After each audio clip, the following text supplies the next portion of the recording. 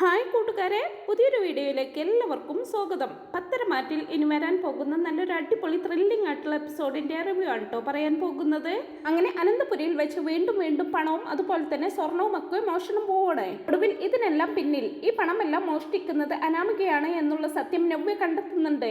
അങ്ങനെ എല്ലാവരുടെയും മുമ്പിൽ വെച്ച് തെളിവ് സഹിതം തന്നെ അനാമികയെ പിടികൂടുന്നുണ്ട് കേട്ടോ നവ്യ. എന്നിട്ട് ദേവയാനിയും ജാനകിയും ഒക്കെ അനാമികയെ ചോദ്യം ചെയ്യുന്ന സമയത്തായിരിക്കും ആ ഒരു വലിയ സത്യം തന്നെ അവർ തിരിച്ചറിയുന്നത്. അതായത് അനാമികയുടെ അച്ഛനും അമ്മയും വലിയ സാമ്പത്തിക നഷ്ടത്തിലാണ്. എങ്ങനെയെങ്കിലും തന്റെ കുടുംബത്തിന്റെ കടബാധ്യത തീർക്കാൻ വേണ്ടിയിട്ടായിരിക്കും കേട്ടോ അനാമിക തന്ത്രപൂർവ്വം അനിയുടെ ജീവിതത്തിലേക്ക് കയറി വന്നിരിക്കുന്നത്. എന്നാൽ ഈ ഒരു സത്യം മനസ്സിലാക്കുമ്പോൾ ദേവയാനിക്കും ജാനകിക്കും ജലജയ്ക്കും ഒക്കെ അനാമികയോട് വെറുപ്പായിരിക്കും. അതുകൊണ്ട് തന്നെ പിന്നീട് അനന്തപുരിയിൽ വെച്ച് പ്രത്യേകിച്ച് കൊഞ്ചലുകളോ ലാളനകളോ ഒന്നും അനാമികയ്ക്ക് കിട്ടുന്നില്ല. എന്തായാലും ഇവർ ആരുടെയും സപ്പോർട്ട് ഇല്ലെങ്കിലും അനന്തപുരിയിലെ ഒരു മരുമകൾ എന്നുള്ള സ്ഥാനം എങ്ങനെയെങ്കിലും നേടിയെടുക്കണം. മറ്റ് നിവൃത്തിയില്ലാത്തത് കൊണ്ട് തന്നെ ഇനി എനിക്ക് അനന്തപുരിയിൽ തുടരാനുള്ള ആകെയുള്ള ഒരു കച്ചിത്തുരുമ്പ് എന്ന് പറയുന്നത് അനിയാണ്. അതുകൊണ്ട് തന്നെ ഇനി അനിയോട് നല്ല രീതിയിൽ ഇടപെടണമെന്നൊക്കെ ചിന്തിച്ചുകൊണ്ട് അനാമിക അനിയോട് നല്ല രീതിയിൽ ഇടപെടാനൊക്കെ ശ്രമിക്കുന്നുണ്ടെങ്കിലോ എനിക്ക് അതിനോട് ഒട്ടും താല്പര്യമുണ്ടാവില്ല. ഓരോ ദിവസം കഴിയുന്തോറും എനിക്ക് അനാമികയോടുള്ള വെറുപ്പും ദേഷ്യവും കൂടി വരെയായിരിക്കും. അങ്ങനെ എല്ലാവരുടെയും വെറുപ്പ് സമ്പാദിച്ച് ഒറ്റപ്പെട്ടതുപോലെ ആയിരിക്കും കേട്ടോ അനാമിക അനന്തപുരിയിൽ നിൽക്കുന്നത്.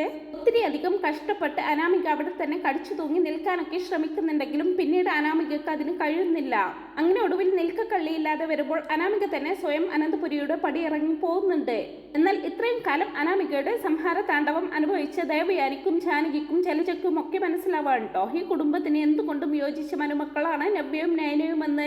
പിന്നീട് അങ്ങനെ ജാനകി അനിയുടെ കാര്യം ചിന്തിക്കുന്ന സമയത്ത് എങ്ങനെയെങ്കിലും തന്റെ മകന് പുതിയൊരു ജീവിതം ഉണ്ടാവണം, അതിന് നന്ദുവിനെ കൊണ്ട് മാത്രമേ സാധിക്കൂ എന്ന സത്യമെല്ലാം ഒടുവിൽ ജാനകി തന്നെ തിരിച്ചറിയാണ്. അന്ന് അനി എടുത്ത തീരുമാനമായിരുന്നു ശരി. അന്ന് നയനയെ താൻ വിശ്വസിക്കാത്തത് കൊണ്ട് തന്നെ തന്റെ മകന്റെ ജീവിതമാണ് നഷ്ടപ്പെട്ടത് എന്നെല്ലാം ചിന്തിച്ച് നന്ദുവിനെ അനിയുടെ ജീവിതത്തിലേക്ക് തിരികെ കൊണ്ടുവരാൻ മുൻകൈ എടുക്കുന്നത് ജാനകി തന്നെയായിരിക്കും. അങ്ങനെ നന്ദുവുമായിട്ടുള്ള അനിയുടെ ബന്ധം പൂർണ്ണമായിട്ടും സംബന്ധിച്ച് ജാനകി തന്നെയായിരിക്കും കേട്ടോ നന്ദുവിനെ അനിയുടെ ഭാര്യയായിട്ട് അനന്തപുരിയിലേക്ക് കൂട്ടിക്കൊണ്ടുവരുന്നത്. അങ്ങനെ ജോത്സ്യൻ പറഞ്ഞതുപോലെ തന്നെ അനിക്കൊരു രണ്ടാം വിവാഹമുണ്ട്. ഇനി രണ്ടാമത് താലി കെട്ടുന്നത് നന്ദുവിനെ ആയിരിക്കും. ഈ ബന്ധം ജീവിതകാലം മുഴുവൻ തുടരുമെന്നും ജോത്സ്യൻ പറഞ്ഞിട്ടുണ്ടായിരുന്നു. അങ്ങനെ എല്ലാവരുടെയും സമ്മതത്തോടു കൂടി അനി നന്ദുവിനെ താലി കെട്ടി അനന്തപുരിയിലേക്ക് കൂട്ടിക്കൊണ്ടുവരുന്നതൊക്കെ ആയിട്ടുള്ള ഒരു അടിപൊളി എപ്പിസോഡിന്റെ റിവ്യൂ ആണ് കേട്ടോ പറയുന്നത്. അങ്ങനെ ഒരു ദിവസം അനാമികയുടെ അമ്മ അവളെ വിളിച്ചിട്ട് പറയുന്നുണ്ട്, മോളെ അർജന്റായിട്ട് ഒരു 20 ലക്ഷം രൂപ വേണം. അമ്മ ഇത് എന്തൊക്കെയായി പറയുന്നത്? അമ്മ എന്തിനാ ഇങ്ങനെ എപ്പോഴും എന്നോട് പണം ചോദിക്കുന്നത്? എന്റെ അടുത്ത് അത്രയും ക്യാഷ് ഒന്നുമില്ലല്ലോ. അമ്മ ഇങ്ങനെ ചോദിക്കുമ്പോഴേക്കും എവിടെ നിന്ന് എടുത്തു തരാനാ ഞാൻ 20 ലക്ഷം രൂപ എന്നൊക്കെ ചോദിക്കുക കേട്ടോ അനാമിക. അപ്പോഴേക്കും രേവതി പറയണേ, മോൾ അങ്ങനെയൊന്നും പറയാതെ, മോളെ അനന്തപുരിയിലേക്ക് പറഞ്ഞയച്ചത് പോലും അതിനു വേണ്ടിയിട്ടല്ലേ. മോളി അച്ഛനെയും അമ്മയെയും കൈവിടല്ലേ എന്നൊക്കെ പറയുമ്പോൾ അനാമിക പറയുന്നുണ്ട്, ഇല്ലമ്മേ, എന്നെ കൊണ്ട് അതിന് കഴിയില്ല. ഒരു തവണയായി പണമായിട്ടും സ്വർണമായിട്ടും ഞാൻ ഇവിടെ നിന്ന് ഓരോന്ന് നിങ്ങൾക്ക് കൊണ്ടുവന്ന് തരുന്നു. അതിന്റെ പേരിൽ ഞാൻ ഇപ്പോഴും ഇവിടെ സംശയക്കണ്ണിലാണ്. അതിന്റെ പേരിൽ എത്രമാത്രം അപമാനം ഞാൻ ഇവിടെ സഹിക്കുന്നുണ്ടെന്ന് അമ്മയ്ക്കറിയോ? അതുകൊണ്ട് അമ്മേ, ഇനിയും ഇവിടെ നിന്ന് പണം മോഷ്ടിക്കാൻ എനിക്ക് ബുദ്ധിമുട്ടുണ്ട് എന്നെല്ലാം പറയുന്ന അനാമികയോടെ, മോൾ ഇത് എന്തൊക്കെയാ പറയുന്നത്? ഇത് അത്രമാത്രം അത്യാവശ്യമായത് കൊണ്ടാണ് അമ്മ മോളോട് ചോദിക്കുന്നത്. മോൾ ഈ പണം എങ്ങനെയെങ്കിലും സംഘടിപ്പിച്ച് തന്നില്ലെങ്കിൽ അച്ഛനും അമ്മയ്ക്കും ഈ ലോകത്തോട് തന്നെ വിട പറയേണ്ടി വരും എന്നെല്ലാം രേവതി പറയുമ്പോ അമ്മ ഇത് എന്തൊക്കെയാ പറയുന്നതെന്ന് ചോദിക്കാണ് അനാമിക. അതേ മോളെ, 20 ലക്ഷം കൊടുത്തിട്ടില്ല എന്നുണ്ടെങ്കിൽ ഞാനും നിന്റെ അച്ഛനും പോലീസ് സ്റ്റേഷനിൽ കയറേണ്ടി വരും. ഞങ്ങൾ പോലീസ് സ്റ്റേഷനിൽ കയറി ഇറങ്ങി എന്നറിഞ്ഞാൽ നിനക്കായിരിക്കും അതിന്റെ പേര് ദോഷം ഉണ്ടാവാൻ പോകുന്നത്. എന്നാൽ പിന്നെ അതിനൊന്നും നിൽക്കുന്നില്ല. ഞങ്ങൾ അങ്ങ് ആത്മഹത്യ ചെയ്തു കഴിഞ്ഞാൽ പിന്നെ ആർക്കും അതുകൊണ്ടൊരു ബുദ്ധിമുട്ടുമില്ലല്ലോ. അതുകൊണ്ട് തന്നെ മോളുടെ ജീവിതം നന്നാവാൻ, നിങ്ങളുടെ ജീവിതം സേഫ് ആവാൻ, നിങ്ങൾക്കൊരിക്കലും പേര് ദോഷം കേൾക്കാതിരിക്കാൻ വേണ്ടി അച്ഛനും അമ്മയും ആത്മഹത്യ ചെയ്യാൻ പോവാ. മോൾ ഞങ്ങളോട് ക്ഷമിക്കണം. മോൾ അനിയുടെ കൂടെ സുഖമായിട്ട് ജീവിക്കണം. ഈ വീടിന്റെ കടബാധ്യത മോളെ കൊണ്ടേ തീർക്കാൻ പറ്റുമോ? നീ അവിടെ ഒത്തിരി അധികം അനുഭവിക്കുന്നുണ്ട് എന്നുള്ള കാര്യമൊക്കെ അമ്മയ്ക്കറിയാം. മോളെ, വേറെ നിവൃത്തി ഇല്ലാത്തത് കൊണ്ടാണ് അമ്മ മോളോട് ഇങ്ങനെയൊക്കെ പറയുന്നത് എന്നെല്ലാം ഫോണിലൂടെ സംസാരിക്കുന്ന സമയത്തായിരിക്കും നവ്യ അതിലൂടെ പാസ് ചെയ്യുന്നത്.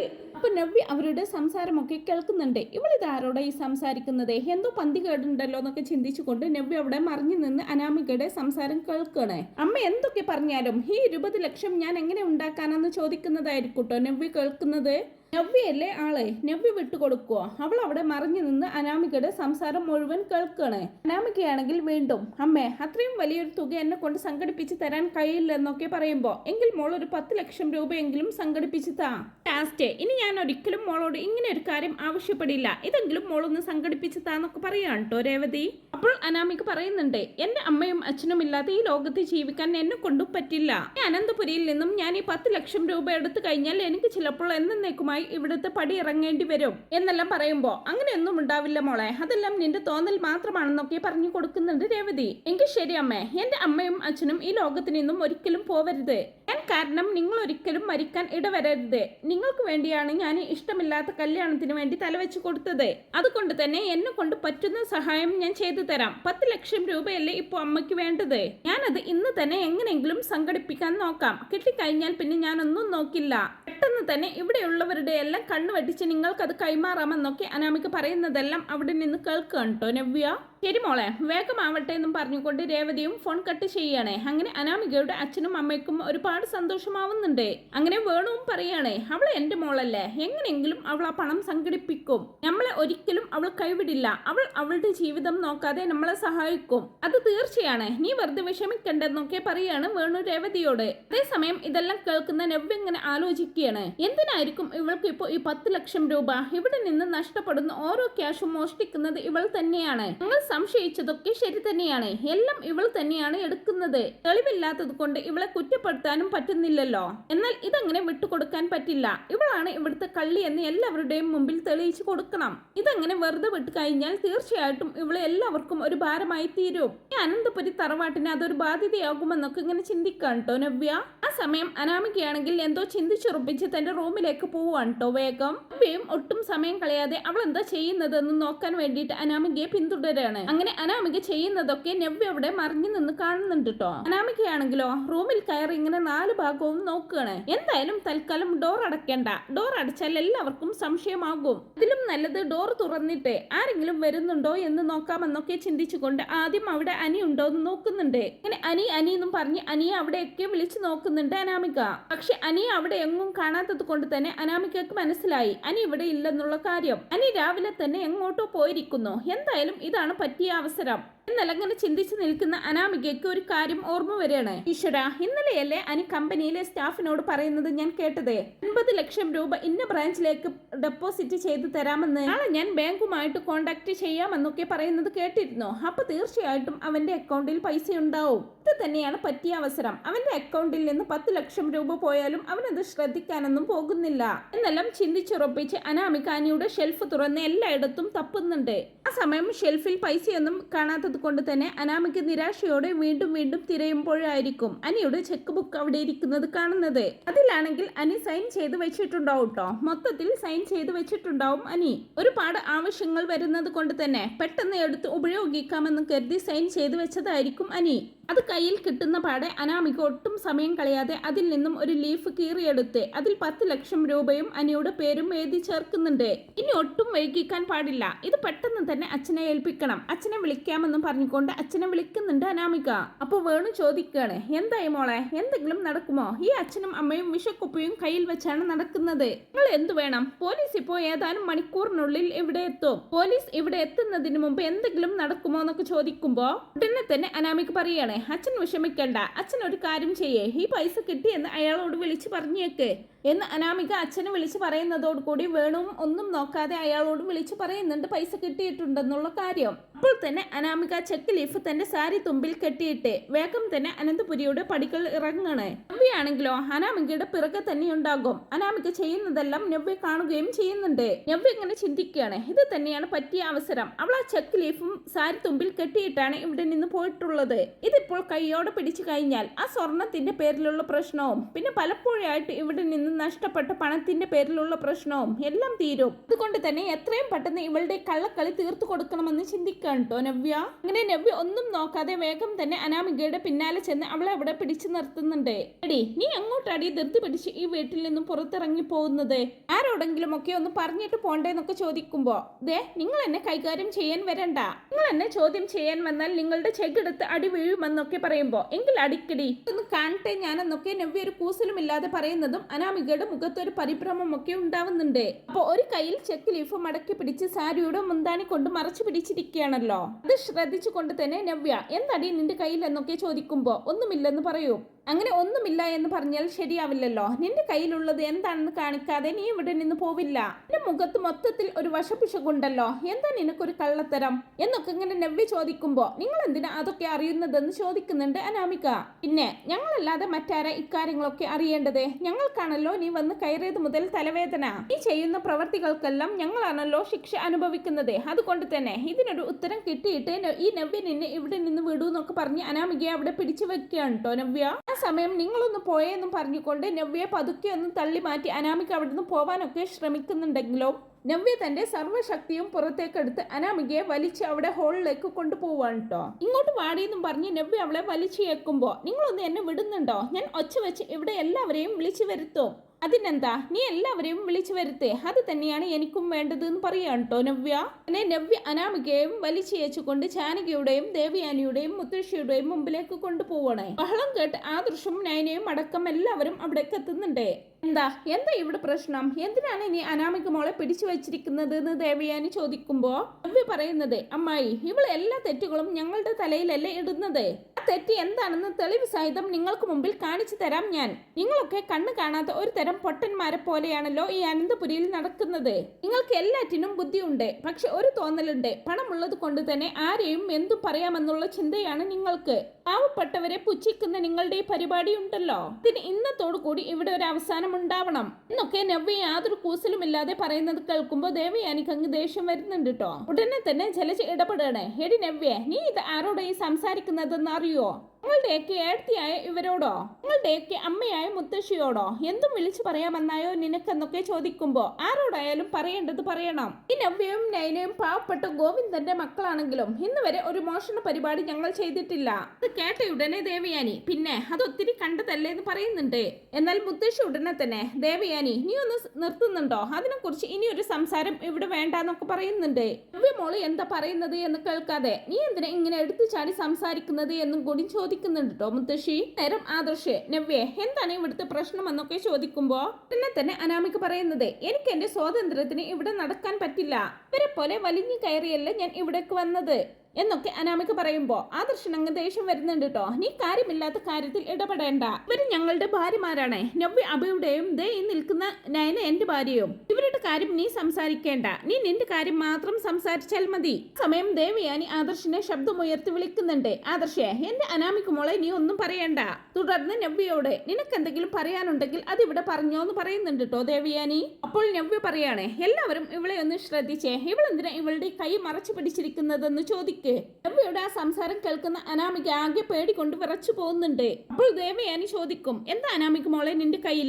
ഉടനെ തന്നെ നവ്യ കാട്ടിക്കൊടുക്ക്, ചോദിക്കുന്നത് കേൾക്കുന്നില്ലേ? ഒന്നുമില്ലെങ്കിലും നിന്റെ വല്യമ്മയല്ലേ, വല്യമ്മയുടെ ഇഷ്ടപ്പെട്ട മരുമകളെ, എന്റെ മാത്രം മരുമകളെന്നും പറഞ്ഞ് തോളിലേറ്റി കൊണ്ട് നടക്കുന്നവരെ വല്യമ്മയുടെ പുന്നാര മരുമകളല്ലേ നീയെ, കാണിച്ചു കൊടുക്ക്, അവർ അറിയട്ടെ നിന്റെ തനി നിറമെന്നൊക്കെ പറയുന്നുണ്ട് നവ്യ. ഉടനെ തന്നെ അനാമിക അത് പിന്നെ വല്യമ്മേ ഞാൻ അങ്ങോട്ട് പോകുമ്പോൾ ഒരു പേപ്പറിന്റെ കഷ്ണം കിട്ടി, അത് ഞാൻ കയ്യിൽ പിടിച്ചതാണെന്നൊക്കെ പറയുമ്പോ എന്ത് പേപ്പറിന്റെ കഷ്ണം കയ്യിൽ കിട്ടിയിട്ട് നീ അത് കയ്യിൽ പിടിച്ചോ? പക്ഷെ അതിങ്ങനെ മറച്ചു പിടിക്കേണ്ട കാര്യം എന്താ? അതിങ്ങനെ എല്ലാവർക്കും കാണിച്ചു കൊടുത്തെന്ന് വെച്ച് നിനക്കെന്താ പ്രശ്നം എന്നെല്ലാം നവ്യ ചോദിക്കുമ്പോ എന്തിനാ നവ്യ വെറുതെ അനാമിക മോളെ എല്ലാവരുടെയും മുമ്പിൽ വെച്ച് നാണം കെടുത്തുന്നതെന്ന് ചോദിക്കുന്നുണ്ട് ദേവയാനി. അതെ ഞാൻ നാണം കെടുത്തിയതല്ല, ഇവിടെ സത്യം തെളിയിക്കാണ് ഞാൻ ചെയ്യുന്നത്. ഇവിടെ ഞങ്ങളുടെ നിരപരാധിത്യം തെളിയിക്കണം എന്നുള്ളത് ഞങ്ങളുടെ ആവശ്യമാണ്. അതുകൊണ്ട് എല്ലാവരുടെയും മുമ്പിൽ ഞങ്ങളുടെ നിരപരാധിത്യം തെളിയിച്ചേ പറ്റൂ. അപ്പൊ ഇതെല്ലാം കണ്ടു കേട്ടും ജാനകി മുകളിൽ ഇങ്ങനെ നിൽക്കാണ്. ജാനകി താഴേക്ക് വരാൻ തയ്യാറല്ല. വന്നാൽ നാണം കെടുമെന്ന് ജാനകിക്ക് നന്നായിട്ട് അറിയാം. അങ്ങനെ അനാമിക എന്ത് ചെയ്യണമെന്നറിയാതെ നിൽക്കുമ്പോഴായിരിക്കും നവ്യ അനാമികയുടെ കൈ പിടിച്ചുകൊണ്ട് ആ ചെക്ക് ലീഫ് പിടിച്ചു വാങ്ങുന്നത്. എന്നിട്ട് ഇതാ മുത്തശ്ശി, ഇത് വെറും ഒരു കടലാസ് കഷ്ണമാണോ എന്ന് മുത്തശ്ശി ഒന്ന് നോക്കുന്നു പറഞ്ഞുകൊണ്ട് മുത്തശ്ശിയുടെ നേർക്ക് നീട്ടുകയാണ് അത്. എന്നിട്ട് മുത്തശ്ശി അത് നോക്കിക്കൊണ്ട്, എന്താ ഇത് ചെക്കോ? ഇതിൽ 10 ലക്ഷം രൂപ എഴുതിയിട്ടുണ്ടല്ലോ, ഇതെന്തിനാ അനാമിക് മോളെ നീ കയ്യിൽ വെച്ച് പോകുന്നത്? നിനക്കെന്താ ഇത്രയും ക്യാഷിന്റെ ആവശ്യമെന്നൊക്കെ ചോദിക്കുമ്പോ ഒന്നും മിണ്ടാതെ നിൽക്കുകയാണ് കേട്ടോ. അപ്പോഴേക്കും ആദർശേട്ടാ, ഇത് ആരുടെ ചെക്കാണെന്ന് ആദർശേട്ടനൊന്ന് നോക്കിക്കെന്ന് പറഞ്ഞുകൊണ്ട് നവ്യ അത് ആദർശിന്റെ കയ്യിലേക്ക് കൊടുക്കുന്നുണ്ട്. അങ്ങനെ അത് നോക്കിയതിന് ശേഷം ആദർശ് പറയുന്നുണ്ട്, ഇതിൽ സൈൻ ചെയ്തിരിക്കുന്നത് അനിയാണല്ലോ, ഇതൊന്നും നോക്കിക്കെന്ന് പറഞ്ഞുകൊണ്ട് ദേവിയാനിയുടെ കയ്യിലേക്ക് കൊടുക്കുന്നുണ്ട് ആദർശ്. അങ്ങനെ അത് നോക്കിയ ഉടനെ ദേവിയാനിയും പറയണേ, അയ്യോ ഇത് അനിയുടെ ചെക്കാണല്ലോ. അനാമിക് മോളെ, നിനക്കിത് എവിടുന്നാ കിട്ടിയത്? അല്ല, നീ ഇതുമായിട്ട് എവിടേക്കാ പോകുന്നത്? അപ്പോഴേക്കും അനിയും അവിടേക്ക് ഇറങ്ങി വരുന്നത് കാണുമ്പോൾ, അനി നീ ഒന്ന് ഇങ്ങോട്ട് വന്നേന്ന് പറഞ്ഞുകൊണ്ട് നവ്യ അനിയെ വിളിക്കുകയാണ് കേട്ടോ. അവിടേക്ക് വരുന്നതോടുകൂടി ഈശ്വര ഞാൻ പെട്ടല്ലോ എന്നിങ്ങനെ ചിന്തിക്കുകയാണ് അനാമിക. അനി അവിടേക്ക് വരുമ്പോൾ ദേവിയാനി ചോദിക്കണേ, ഇത് നിന്റെ ചെക്കല്ലേ മോനെ എന്നൊക്കെ ചോദിക്കുമ്പോ, വല്യമ്മേ മോൻ ഇത് ഇവൾക്ക് കൊടുത്തിരുന്നോ എന്നൊക്കെ ചോദിക്കുമ്പോ ഇല്ലെന്ന് പറയണതും, പിന്നെ എങ്ങനെ ഇത് ഇവളുടെ കയ്യിലെത്തി? 10 ലക്ഷം രൂപയുടെ ചെക്ക് എഴുതി വെച്ചായിരുന്നോ എന്നൊക്കെ ചോദിക്കുമ്പോ ഇല്ല വല്യമ്മ എന്ന് തന്നെ പറയുകയാണ് കേട്ടോ അനി. അപ്പോൾ ഇതേ സമയം അനാമികയുടെ അടുത്ത് ചെന്ന് എന്തിനാ നീ എന്റെ ചെക്ക് എടുത്തത് എന്ന് അനി ചോദിക്കുമ്പോ അകെ നടുങ്ങി നിൽക്കുന്ന അനാമിക ഒരക്ഷരം മിണ്ടാനാവാതെ നിൽക്കണേ. എന്നോടല്ലേ ഞാൻ ചോദിച്ചത്, എന്തിനാ നീ എന്റെ ചെക്ക് എടുത്തത്? എന്തിനാ നീ ഇതിൽ 10 ലക്ഷം രൂപ എഴുതി ചേർത്തതെന്നൊക്കെ ചോദിക്കുന്നുണ്ട്. അപ്പോൾ നവ്യ പറയാണ്, ഹനി ഇവൾ ഒരിക്കലും അതിന് ഉത്തരം പറയില്ല, ഇവൾ ചോദിക്കുന്നതിനൊക്കെ തല താഴ്ത്തി നിൽക്കേയുള്ളൂ. കാരണം എന്താണെന്നറിയോ, ഇവളുടെ അച്ഛനും അമ്മയും പണം വേണമെന്ന് പറഞ്ഞു വിളിച്ചിരുന്നു. ഇവളുടെ അച്ഛനും അമ്മയ്ക്കും എന്തോ വലിയ ബുദ്ധിമുട്ടുണ്ട് അവിടെ. ഇതിനെക്കുറിച്ച് ഇവളുടെ അമ്മയോട് ചോദിക്കുന്നത് ഞാൻ നേരിട്ട് കേട്ടതാണെന്നൊക്കെ നവ്യ പറയുമ്പോ അകെ നടുങ്ങി പോകുന്നുണ്ട് കേട്ടോ ദേവിയ. എന്നിട്ട് അനാമികയോടായിട്ട് ചോദിക്കുന്നുണ്ട്, നേരാണോ മോളെ ഇതൊക്കെ? നേരാണോ? നീ ഇങ്ങനെ കള്ളത്തരം ചെയ്യുമെന്ന് ഞാൻ ഒരിക്കലും പ്രതീക്ഷിച്ചില്ല. അപ്പൊ അതെല്ലാം കേട്ട ഉടനെ നവ്യ പറയാണ്, ഞങ്ങൾക്കുമുണ്ട് അച്ഛനും അമ്മയും, ഞങ്ങളുടെ കുടുംബത്തിലും പല കടബാധ്യതകളും ഉണ്ട്. എന്നിട്ടും ഇന്ന് വരെ ഇവിടെ നിന്ന് ഒരു സൂചിപ്പിന് പോലും കക്കാൻ ഞങ്ങൾ തയ്യാറായിട്ടില്ല. ഈ ഓരോരോ സാധനങ്ങൾ ഇവിടെ നിന്ന് കട്ടോണ്ട് പോകുമ്പോൾ, ആരോടും പറയാതെ ഇവിടെ നിന്ന് മോഷ്ടിച്ചോണ്ട് പോകുമ്പോൾ അതിൽ പ്രതിയാകുന്നത് ഒന്നും അറിയാത്ത ഞങ്ങളാണ്. അതെങ്കിലും നീ ഓർക്കണമായിരുന്നു അനാമിക എന്നൊക്കെ പറയുന്നുണ്ട് നവ്യ. നവ്യ ചോദിക്കുന്നതിനൊക്കെ ഒരു അക്ഷരം മറുപടി പറയാതെ നിൽക്കുന്ന അനാമികയെ കാണുമ്പോൾ എല്ലാം സത്യമാണെന്ന് മനസ്സിലാക്കുന്ന ദേവയാനി ഒട്ടും സമയം കളയാതെ അവളുടെ കർണമടിച്ച് പൊട്ടിക്കുന്നുണ്ട്. ഞാൻ എന്റെ മരുമകൾ എന്നും പറഞ്ഞുകൊണ്ട് നടന്ന നീ ഇത്രയും വലിയൊരു പെരും കള്ളിയാണെന്ന് ഒരിക്കലും ഞാൻ തിരിച്ചറിഞ്ഞില്ലല്ലോ. അനാമികെ, നിനക്കങ്ങനെ പണം വേണമെന്നുണ്ടെങ്കിൽ അനിയോട് മര്യാദക്ക് ചോദിച്ചാൽ അവൻ തരുമായിരുന്നില്ലേ? അങ്ങനെ പ്രശ്നം കൂടുതൽ വഷളാവണമെന്ന് കാണുന്നതും ജാനകി അവിടേക്ക് ഇറങ്ങി വരുന്നുണ്ട്. എന്താ ഇവിടെ പ്രശ്നം എന്നൊക്കെ ചോദിക്കുമ്പോ ഉടനെ തന്നെ നവ്യ, ഇവിടുത്തെ പെരും കള്ളി ഇവളാണ്, അല്ലാതെ ഞങ്ങളല്ല. വലിഞ്ഞു കയറി വന്നവർ എന്നും പറഞ്ഞ് ഞങ്ങൾ ഇങ്ങനെ കുറ്റപ്പെടുത്തുമ്പോൾ നിങ്ങളുടെ മരുമകൾ തന്നെയാണ് പെരും കള്ളി എന്ന് നിങ്ങൾ ഓർക്കണമായിരുന്നു എന്നൊക്കെ നവ്യ പറയുമ്പോ, നവ്യ നീ വെറുതെ ആവശ്യമില്ലാത്ത കാര്യത്തിൽ കയറി ഇടപെടണ്ട. എന്റെ മരുമകളെ പെരും കള്ളി എന്ന് വിളിക്കാൻ നിനക്ക് എന്ത് അധികാരമാണ് ഉള്ളതെന്നൊക്കെ പറയുമ്പോ നവ്യ പറയാണ്, പെരും കള്ളി എന്ന് വിളിക്കാൻ അധികാരം വന്നത് എങ്ങനെയാണെന്ന് അറിയണോ? ഇവിടെ നിന്ന് പലതും മോഷണം പോകുമ്പോൾ അതിൽ ഒന്നും അറിയാതെ ഞങ്ങളെ കുറ്റപ്പെടുത്താറില്ലേ? എന്റെ അച്ഛനെയും അമ്മയെയും അതിലേക്ക് പ്രതി ചേർത്ത് പോലീസ് സ്റ്റേഷനിൽ വരെ കയറ്റിയില്ലേ? അതിനെല്ലാമുള്ള മറുപടിയാണ് ഇപ്പൊ ഇവിടെ നടക്കുന്നതെന്നൊക്കെ നവ്യ പറയുമ്പോ ആകെ ഞെട്ടിപ്പോവാണ് കേട്ടോ ജാനകിയും. എന്നാൽ അനാമികയെ രക്ഷിക്കാൻ വേണ്ടി ജാനകി അവിടെ ഒരു അടവിറക്കാണ് കേട്ടോ. നിങ്ങൾ എന്തറിഞ്ഞിട്ടാ ഈ സംസാരിക്കുന്നത്? അവൾക്ക് ഈ ചെക്ക് എടുത്തു കൊടുത്തത് ഞാനാണ്. 10 ലക്ഷം രൂപ മോൾക്ക് ആവശ്യമുണ്ടെന്ന് പറഞ്ഞപ്പോൾ അതിൽ എഴുതി ചേർക്കാൻ പറഞ്ഞതും ഞാനാണ്. അത് അനിയുടെ ചെക്കാണ് ഞാൻ എടുത്തു കൊടുത്തത്. അനിയോട് ചോദിക്കണ്ട, അനിയോട് ഞാൻ പറഞ്ഞോളാമെന്ന് മോളോട് ഞാൻ പറഞ്ഞതായിരുന്നു. അപ്പൊ ഇത് കേൾക്കുന്ന ദേവയാനി, ജാനകി അനാമിക് മോൾ തെറ്റ് ചെയ്തിട്ടുണ്ടെങ്കിൽ ജാനകി ഒരിക്കലും ഇവളുടെ സൈഡ് നിൽക്കുന്നത് ശരിയല്ല. ഒരു കുറ്റം ചെയ്തിട്ട് അവളുടെ ഒപ്പം നിന്ന് കഴിഞ്ഞാൽ അവൾ വീണ്ടും ഓരോ തെറ്റിലേക്ക് പോവും. അത് ജാനകി മനസ്സിലാക്കണമെന്നൊക്കെ ദേവയാനി പറയുമ്പോ ഇല്ല അടുത്തി, ഇവൾ ഒരിക്കലും ഒരു തെറ്റും ചെയ്തിട്ടില്ല. ഓക്കെ, ഞാൻ തന്നെയാണ് ചെക്ക് എടുത്തു കൊടുത്തതെന്നും പറഞ്ഞുകൊണ്ട് എല്ലാവരെയും അവിടെ നിന്ന് പിരിച്ചുവിടുകയാണ് കേട്ടോ ജാനകി. അവരെല്ലാവരും അവിടെ നിന്ന് പോകുന്നതും ശരിക്കും ദേഷ്യം പിടിക്കുകയാണ് കേട്ടോ ജാനകിക്ക്. അവരെല്ലാവരും അവിടെ നിന്ന് പോയെന്ന് കാണുന്നതും ജാനകി അനാമികയുടെ അടുത്ത് വന്നേ, മോളെ എന്നാലും എന്ന് പറയാൻ തുടങ്ങുമ്പോഴേക്കും അമ്മേ ഞാനിത് ചെയ്തിട്ടില്ല എന്ന് തന്നെ അനാമിക പറയുമ്പോ അനാമികയുടെ കർണം അടിച്ചു പൊട്ടിക്കുന്നുണ്ട് ജാനകി. നീ എന്താടി വിചാരിച്ചത്? നീ ചെയ്യുന്ന തെറ്റുകൾക്കെല്ലാം ഞാൻ കണ്ണടച്ച് നിൽക്കുന്നത്? ഞാൻ കൂടിയിട്ടല്ലേ നിന്നെ ഈ വീട്ടിലേക്ക് കൈപിടിച്ച് കൊണ്ടുവന്നത്? നീ ഇവിടേക്ക് വന്ന് കയറിയതിൽ പിന്നെ ആ പാവം പിടിച്ച നവ്യയെയും നയനയെയും എന്തൊക്കെയാണ് നീ പറഞ്ഞുണ്ടാക്കിയത്?